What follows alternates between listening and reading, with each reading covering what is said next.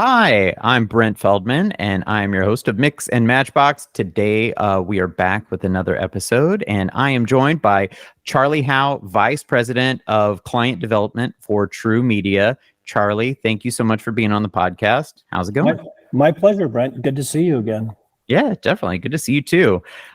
Really looking forward to jumping into stuff here. I know we had a really good conversation just the other day, and definitely it's fun to be able to ask these questions. So I'll jump right in. And I hope it's fair to call you an agency guy. Because you spent a majority of your time. Oh, that's good. In like kind of like the agency space in general. But, you only, in fact, it looks like spent maybe a year outside of it. But, in a nutshell, how would you say you kind of got to where you're at? It's a great question because I guess 35 years into it, I'm still trying to figure that out too. But I think really I'm a byproduct of my parents.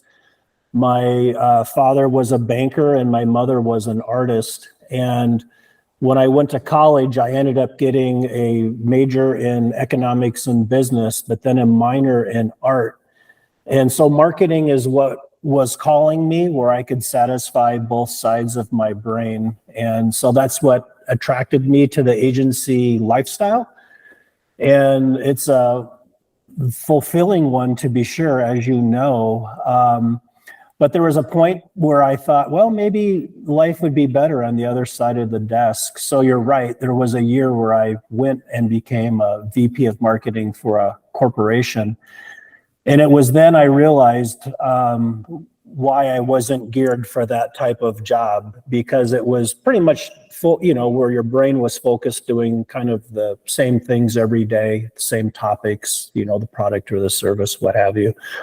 And it just wasn't fulfilling for me. So the agency world, this crazy world where you never know what your day's going to be like until you check your email or you check your voicemail, is what helps me get out of bed in the morning. And every day's a different day. And so that's why I love what I do. That's so cool. Yeah, I definitely appreciate the variety as well. And that's cool about your mom and your dad. Actually, yeah, my dad was a tailor, my mom an artist. So actually, I know how that maybe there's something about that kind of drives people to get in agencies. Right. That juxtaposition of rational and emotional, and marketing is right in the middle of it. Absolutely. Yeah. Cool. Well, I saw that you went to school for economics, and that's a subject that I always find fascinating. I think I got into it, and I mean, I'm sure this is probably how a lot of people find it, but, by reading like Freakonomics and, and sort of just finding all the details and some of these big statistics, really interesting. But, it's not exactly aligned with where you ended up in your career. But, what is it about economics that sort of like, interested you, or, gives you an edge even as you approach your day to day? Yeah, I think, first of all, I'm so old that there weren't a lot of the journalism programs that are out there today. And so, carving a path in the agency world back in the late 80s was quite a bit different. It was more admin-like than it is today. But I think the economics background has benefited me, really having a better and broader understanding of how businesses function, how they operate, what those executives are motivated by, what they are focused on.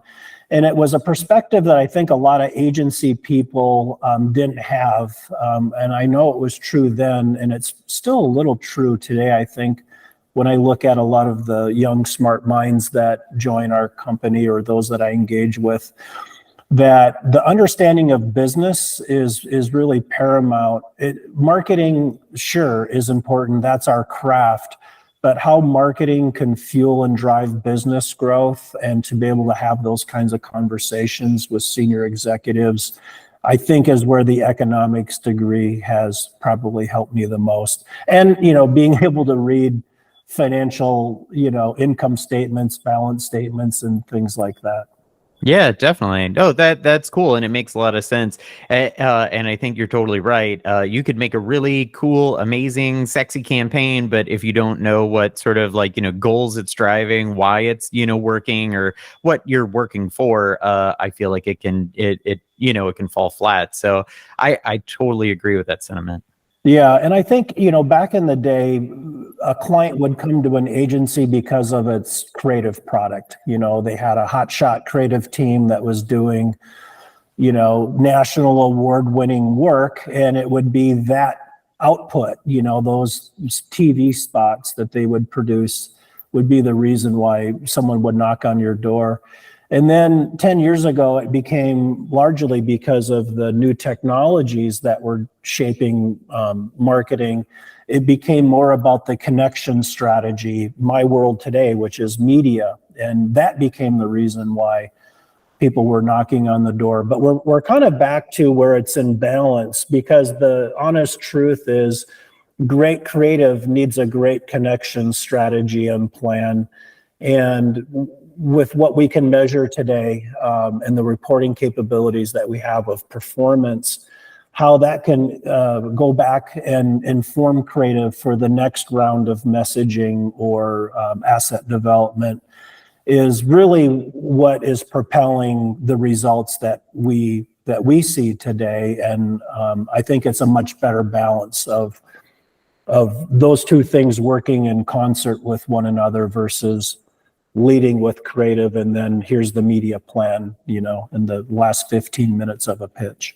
Definitely. That's awesome. Okay, cool. Well, this is kind of touching, on your title, maybe some of the things that you've done, for agencies in general, but in business development, obviously, wanting to find new opportunities and ways to, bring in business to the agency.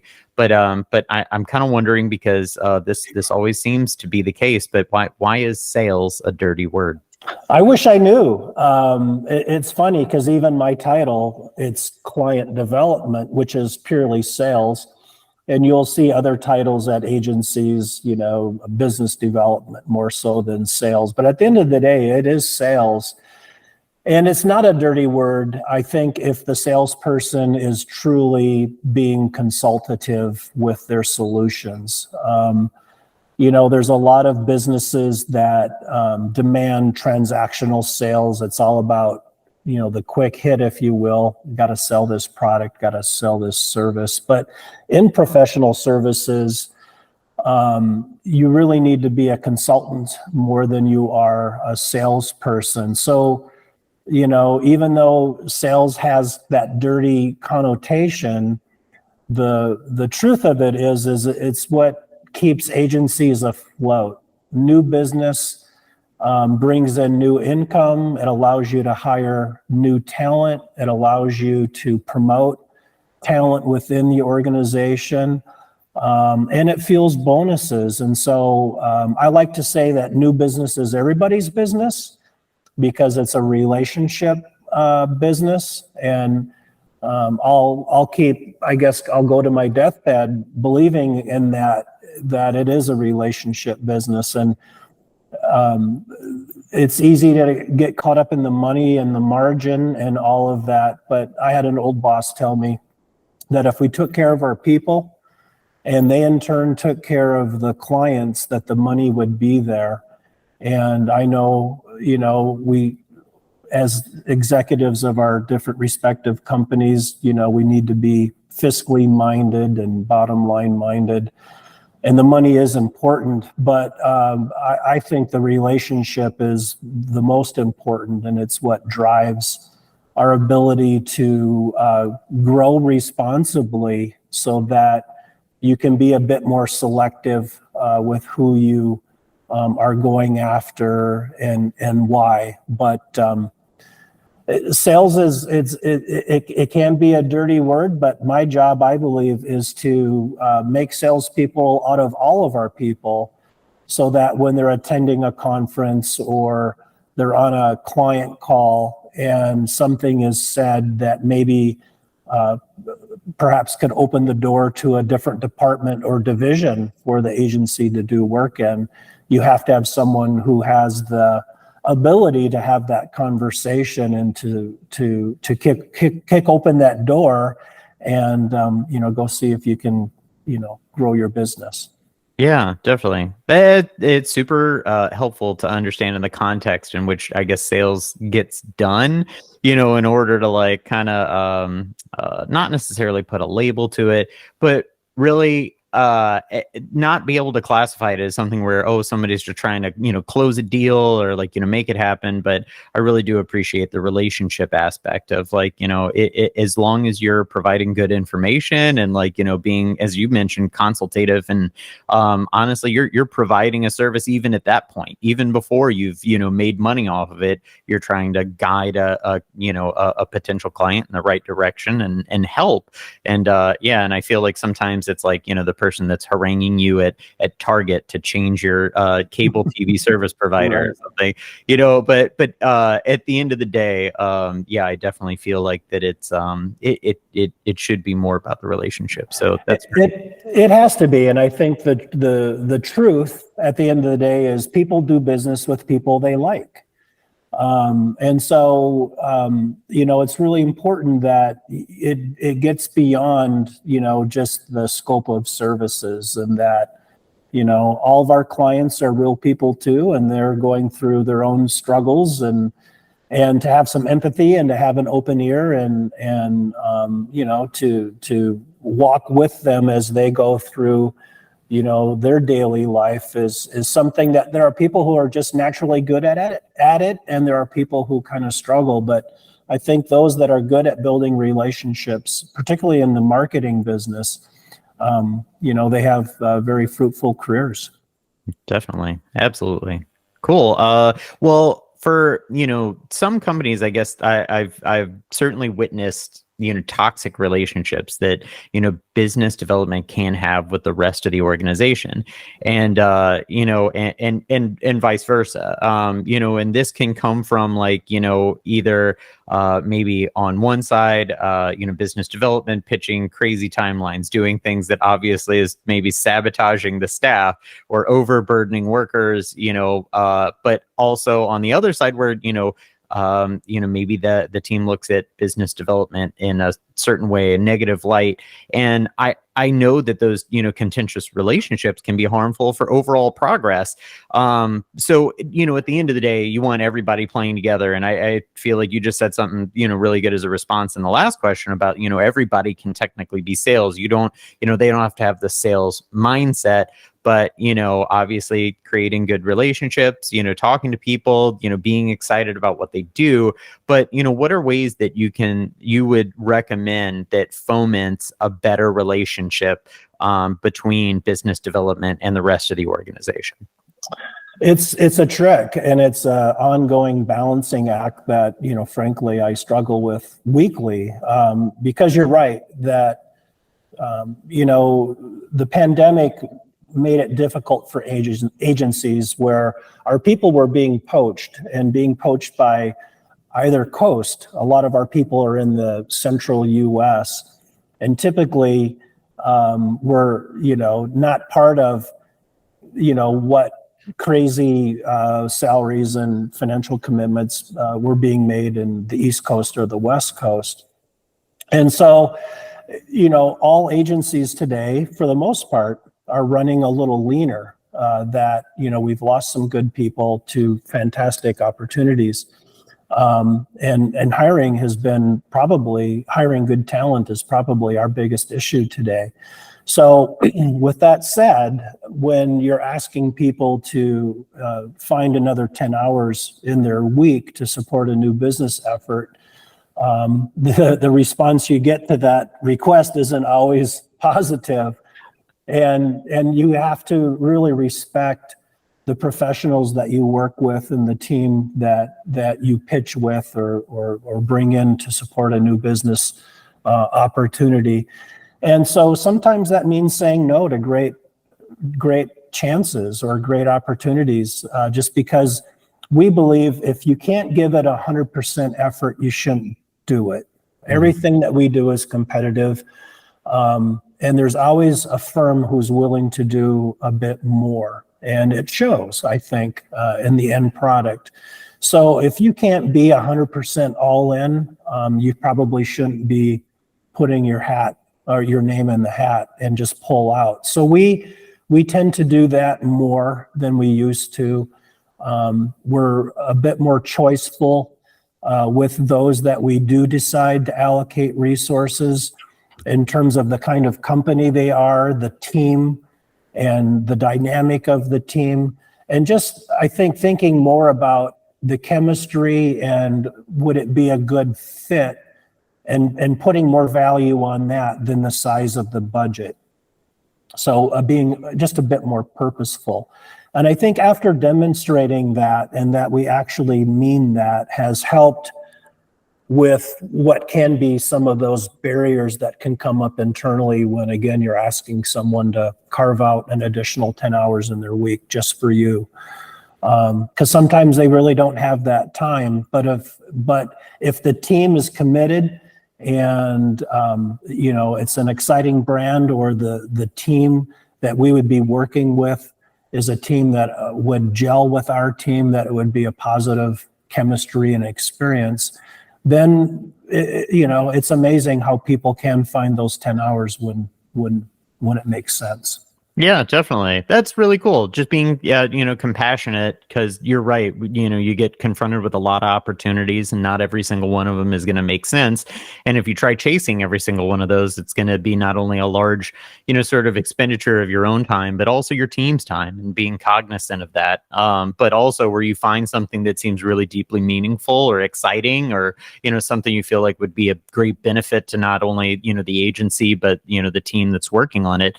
That's where hopefully everybody's in on the same sort of thing and gets on the same page and moves towards the same goal. Yeah, and it sounds cliche, but when the team is all in and they're gelling, it just shows.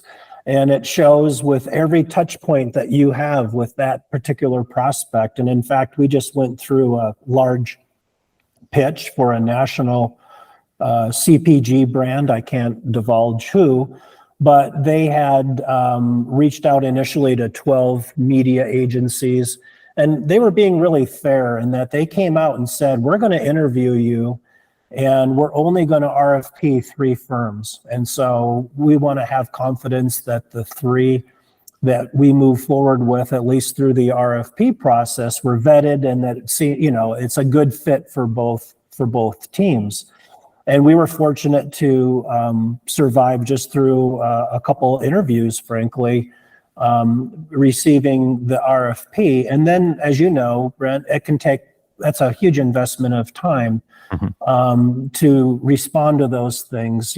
Tens of thousands of dollars can get invested very quickly. $100,000 isn't out of the question for some of these larger opportunities. But we went all in, and the team was there, and we worked over 2 weekends and ended up winning the business. And we were told the reason we won it is that not only were we proactive, but we weren't pushy, but that we went deeper and shed more insight into their brand and their target audience than the other 2 agencies had done. And they said it just demonstrated, even though you weren't right with everything, the conclusions you made, because of course in that scenario, we're doing it in a silo, right? Void of the participation of all of the data that the client team might have. So really at the end of the day, they're just judging you on how you think. And again, nothing in our business is a one-person job. So it's collectively how the team thinks is what's important. And we were able to demonstrate that we were a little bit scrappier, I think, and hungrier than the other guys, and that's what put us over the top. But it takes a team effort to do that. Definitely. That's cool. Well, also congratulations on that. Yeah, thank you. Yeah. I guess, you spoke the other day about, tactics and provided some advice for hiring salespeople. I guess you mentioned that it was, important that you, sort of talk to a client about their needs and making the result really about them and about what you're going to be doing for the client in general. How do you sort of dig to get to the root of client needs as you talk to potential clients? Yeah, and I think when we talked the other day, this was a topic because a lot of agencies fall into a trap, particularly younger agencies who have existed for 10 years or less, I would say, who are growing, but are still more of maybe a boutique shop. I'd say under 50 people. And the trap that they fall into is they always talk about themselves. They want to talk about their experience. They want to talk about their people and their people's experience. And no one on the buying side really cares. They've already done their homework. They've been to your website. They've looked at some of the work that you do because that's why they're interested in having a conversation with you. And if you get that chance to have a conversation, if 80% of it is you talking about yourself, the chances for a second date probably aren't very strong. And so we fell into that trap. We started to grow fairly rapidly, I'd say 5 years ago, as we became more of a regional media agency. And we got away with being able to talk about ourselves a lot and still get hired. But now as we've grown to be more of a national agency and working with national brands, they really have done their homework. It's a word of mouth, or maybe there's a search consultant that's in the middle of doing or conducting the review. And when it's in that environment, it has to be about them. And so we lean into brand strategy an awful lot, even in the RFP stage, because like I said earlier, even if your conclusion or your hypothesis is wrong, you still get credit by demonstrating how you think. And so we look at what's the state of the brand and its relationship to its competition. Is it a challenger brand, as an example, or is it the market leader? Because how we would recommend media solutions would be different. What's the share of voice in terms of spend? We can analyze that. And we can even analyze sentiment by, social monitoring and who is, getting a lot of positive things being said about them or the brand, and, where there may be some issues to address. But we do all of that before we even answer a question in the RFP. And we might do market analysis work alongside with some of the audience work that and research that we would be doing that also creates insight. So everything that we're doing is focused on their business and their challenges and what they're asking from a marketing solutions perspective. And using data to help lead to better informed decision making. Mm-hmm. And we invest a couple $1 million a year in the tools that we subscribe to, which is more than what most in-house groups have, or even some creative agencies. And so leaning into that data and really understanding that target audience's behavior with media, and then how we can engage with them throughout their day, is where we have the opportunity to really show, again, some insight and, find white space to take advantage of, perhaps, that the competition is missing.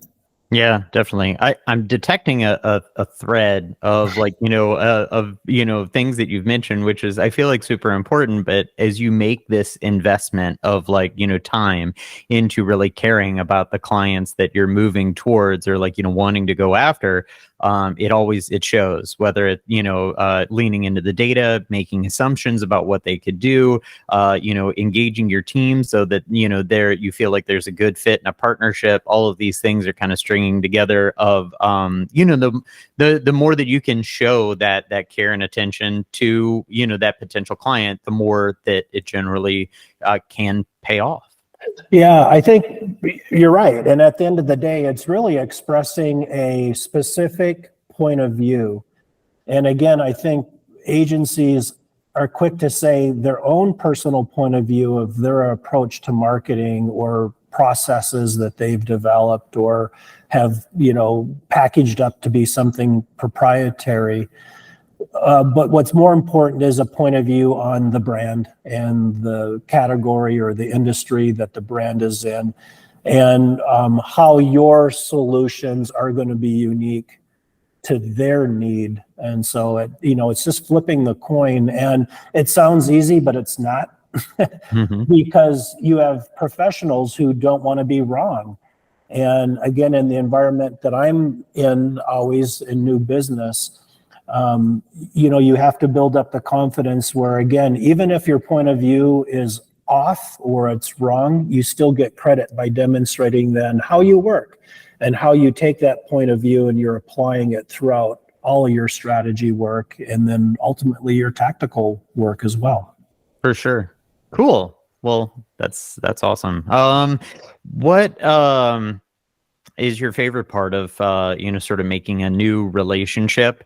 It's been funny, like I know you mentioned in the last maybe couple answers about that sort of that date, that it's like, are you gonna get asked back in, and or are you going to get asked on a second date? But certainly, obviously, the investigation is fun. What the work is, the total dollar value, what progress you're making for the agency in general. But what makes that win at the end of the day the most exciting for you personally? I think it is getting to know these people as people. I mentioned we just won this nice piece of business. And the VP of marketing said, you guys had us at the first meeting. It just felt right. And she said from the first 15 minutes of the first conversation, it just felt like we had been working together for years. And that's the ultimate. I mean, that's really what we all strive for. But rarely does that happen so quickly as it did in this case. Because usually it takes many meetings before you get to know someone where you know if they have kids or the kids' names and their interests, or if they have a pet or not. Because certainly once you know that much about them, the relationship has gone beyond professional and it's now personal. And I think that's what we all should be striving for, because we're working with people.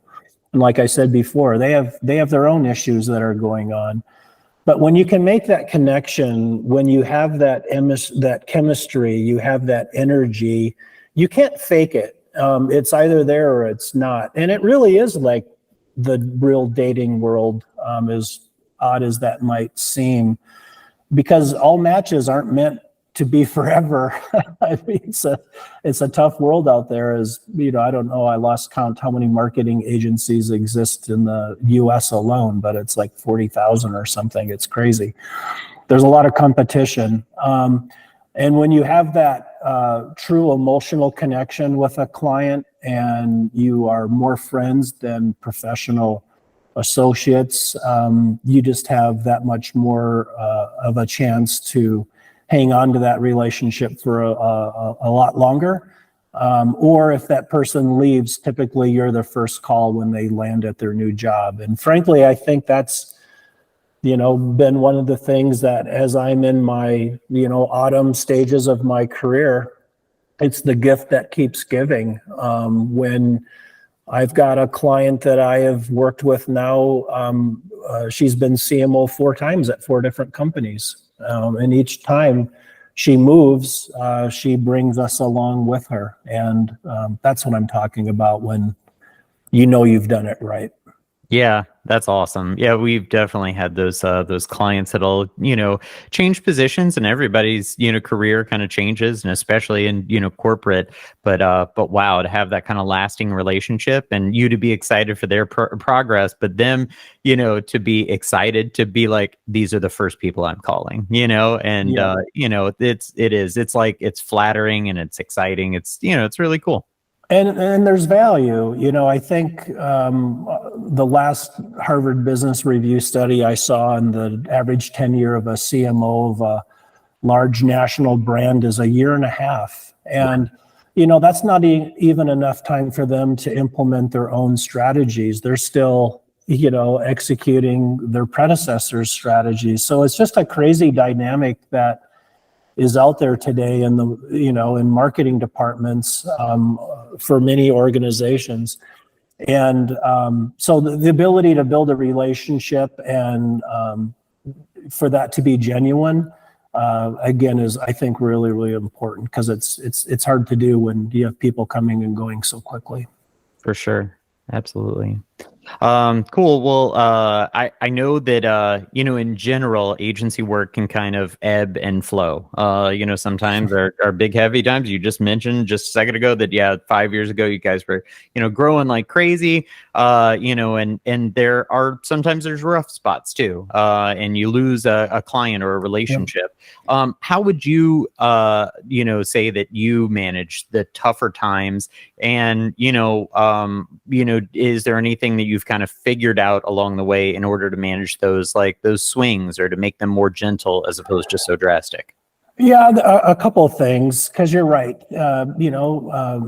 People leave, and if a person or a marketing director or a VP of marketing was pretty loyal to an agency and they leave, and they're not able to bring you with, because there's times where they're under contract with someone else. Now you're sitting there looking at lost income or lost revenue. So what we do anyway is we look at our top 10, and we're always thinking, if we were, to be, if that business went away for whatever reason, who would we replace it with? Because our people become experts in specific industries when we're fully integrated and providing full services for any particular brand or brand team.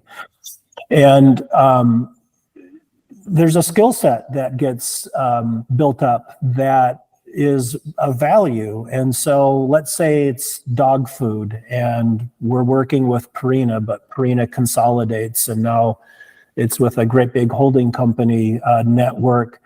We would have, well, who's the independent or who's the other challenger brand that we'd want to talk to and talk about, what we do know in the industry or the category, and what opportunity we believe there might be for that other brand. So we tend to have a replacement in mind, and we try to build up relationships with some of those organizations, so that if the time did come where a client went away, that we would already have a replacement in mind and someone to make contact with. That's cool. Yeah, I think that's super helpful, only because you're not in the moment. Sometimes you're not thinking about the future, or sometimes the worst case scenario, but better planning and certainly just, anticipation can be really helpful. And, maybe that's better for everybody at the end of the day. I know there's some relationships that go that maybe that was okay, that you reach a point, there was a changing of people. Yeah, that relationship isn't as beneficial to either side. And as you think about the potential of, oh, what could this be, or what could we offer somebody in, a similar, sort of position at a different company, that could maybe yield great benefits. So I think that's great advice, though. Yeah. And it's just, because we're all chameleons in this business, and we might start an engagement with very little knowledge of that actual industry or category, but over the course of time, again, you learn a lot. And it's a shame if all that knowledge, just gets put aside because the relationship ended. And so it's something that has served us well. And maybe that's a little tip that helps other agency owners navigate the crazy world of marketing. I certainly hope so, for sure. Well, cool. Well, where do you see gaps in how agencies, get their business? You mentioned the other day that finding new people within the same company, can be very helpful. But are there any other, things where, you've noticed success, where you kind of maybe don't see other people acting on these things as readily? Yeah, I think a lot of agencies fall into a trap of they were great practitioners. Maybe they were a fantastic copywriter or art director and, went and started their own shop. So they're a really good practitioner, but maybe they don't have the business management skills that are required to run effective agencies. And so I think the best balance is when you are creating your own outbound efforts. So you are targeting specific companies for a specific reason, either something that you have learned about them or about the competition that you think it's important for them to know. Again, creating dialogue, sharing content, and trying to, the beginnings of what would be hopefully a stronger relationship one day. But then, I think a lot of agencies fall into that trap of just responding to what comes to them. So they're not really controlling where they want to grow their agency and why. They're just reacting to, opportunities that present themselves. And it's a trap that it's easy to fall into because it's like, hey, we already have more business than I have people to do the work. But purposeful growth is, I think, the better path.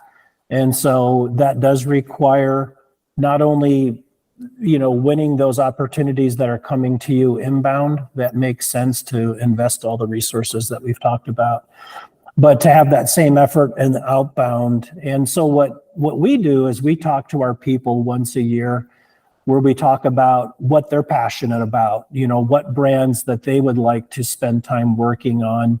And we work that into our outbound so that it's always easier to get people to devote extra time when it's something that they're really passionate about. So we ask them, and and we try to create some opportunities in those spaces. But then also it's like, well, where do we have a good book of business? And so,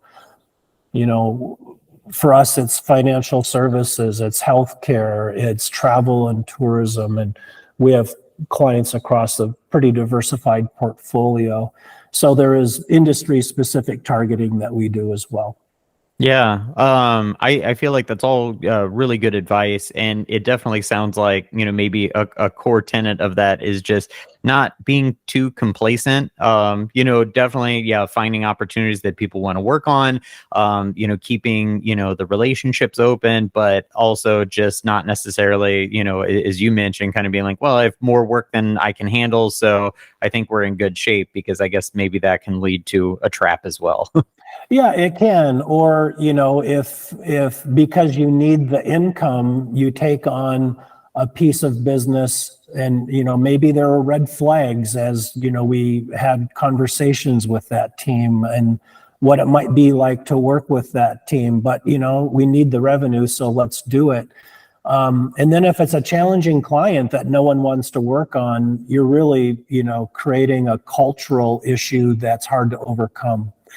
And again, it's a balancing act because, we need to run profitable businesses. That's the way we grow and how we can bonus people or, attract new talent. But when the brands or the clients that you're working with, give you a better experience and you have people who are fighting to actually work on that business, you're in a much stronger position. For sure. Absolutely. Everybody's motivated. Mm-hmm. Cool. Okay. Well, quality sales, I guess, can be a very, expensive thing for an organization to find somebody who's like, either qualified as a big book of business, is like, just really talented. And, I guess in your opinion, do you think that salespeople should make as much as they do, and especially with long tenures, and I think you made an impression upon me the other day, and the answer was generally yes, but I'm leading you into it in terms of it's a setup. Yeah. Yeah, it's a setup. Well, I mean, I think good salespeople need good incentives. It's a challenging environment.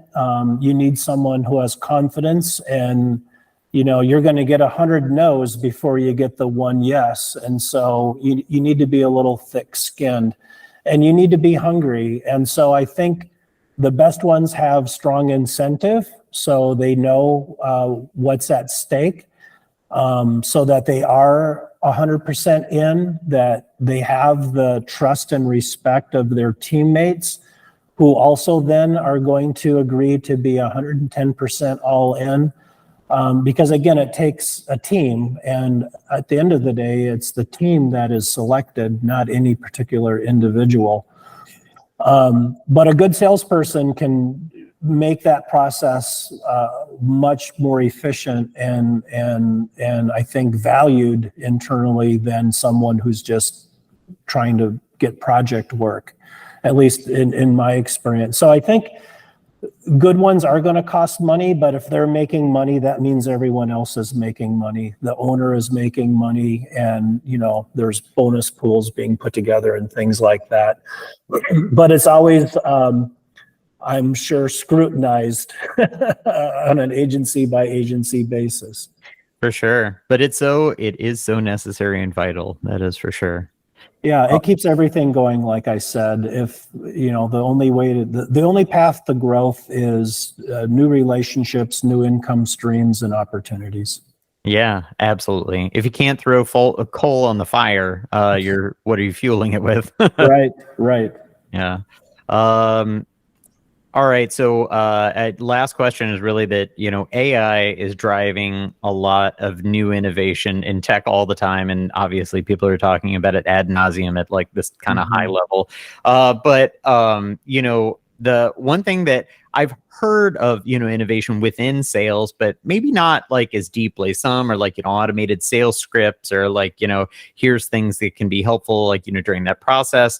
And there's a lot of things that I could dream up that I'm like, oh, that would actually be incredibly helpful as, automated, routines that get set up for email, sort of outreach, that just, we're at the snap of a finger, as opposed to like, spending this kind of like arduous, time setting up all these things. Not that it's not a value doing it by yourself, but, are there any hopes that you kind of have of like, what AI might be able to do for the field in order to, make everybody's either job more effective or just easier?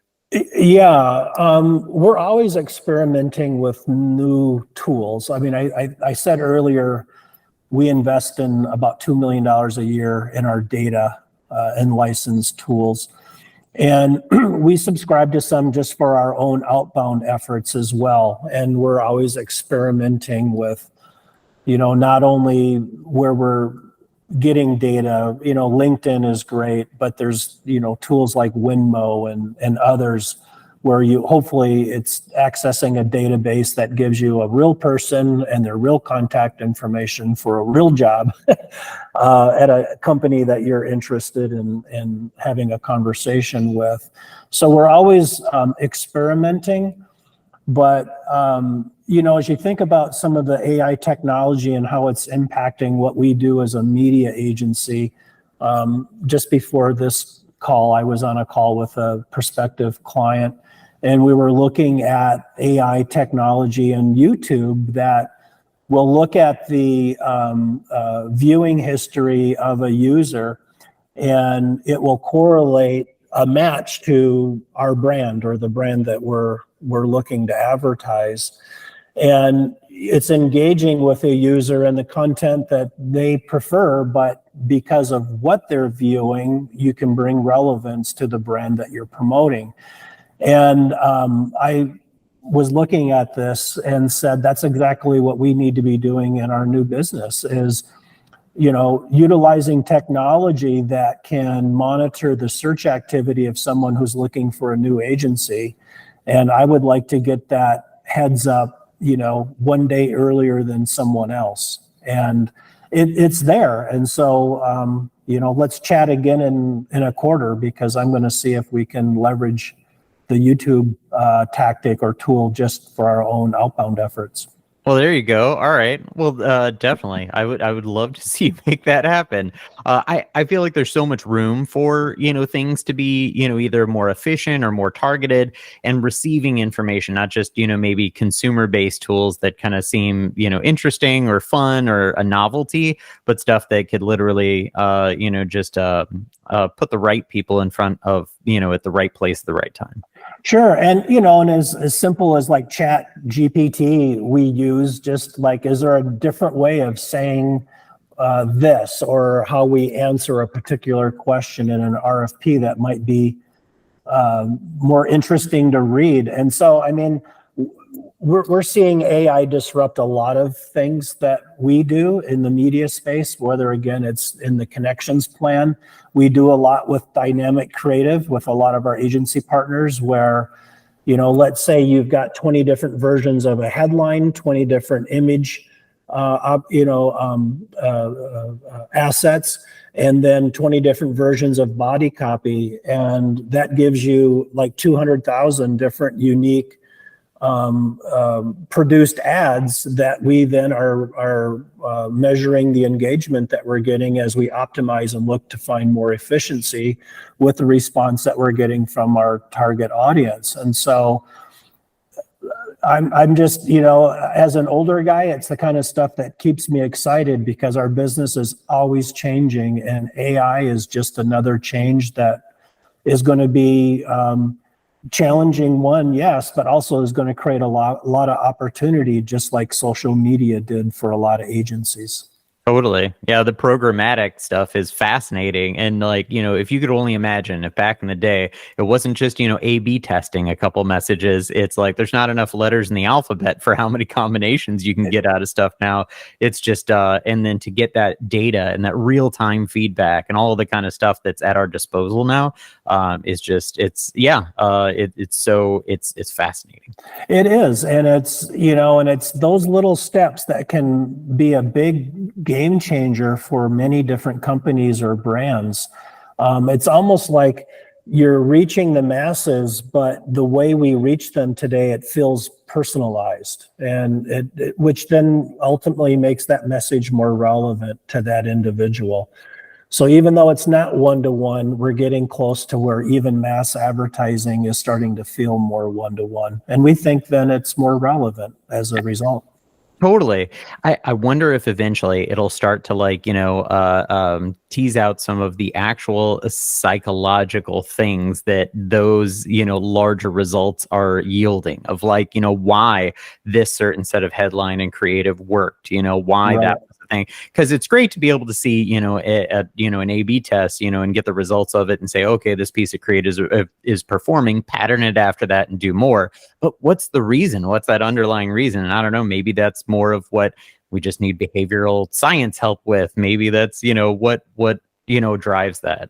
Yeah, and particularly with the continued fragmentation, the continuation of people cutting their cords and only opting for streaming services. And it's really, content on their terms. And in many cases, void of advertising. So it's a challenging time, but there's a lot of opportunity for firms to,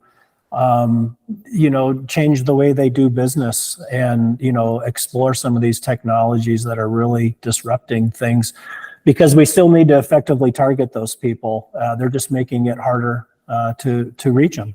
Yeah, absolutely. Oh boy, yeah, there could be a whole nother podcast It's on a whole nother show. Well, seriously, Charlie, thank you so much for taking the time today. It's been great chatting with you. I really appreciated all your insight and feedback. Thank you. It's my pleasure. Thanks for having me. Definitely. Well, this has been another episode of Mix and Matchbox. I am your host, Brent Feldman. We will be back soon with more content. Thank you.